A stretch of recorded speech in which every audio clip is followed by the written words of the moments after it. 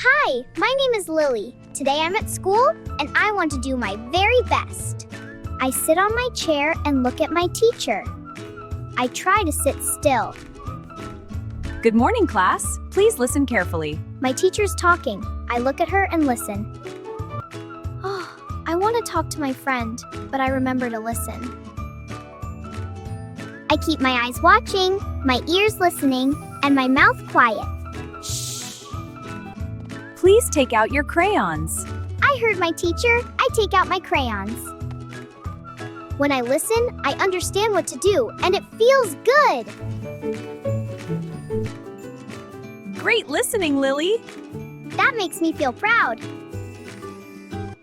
I listened, so now I can help my friend too. Thank you, Lily.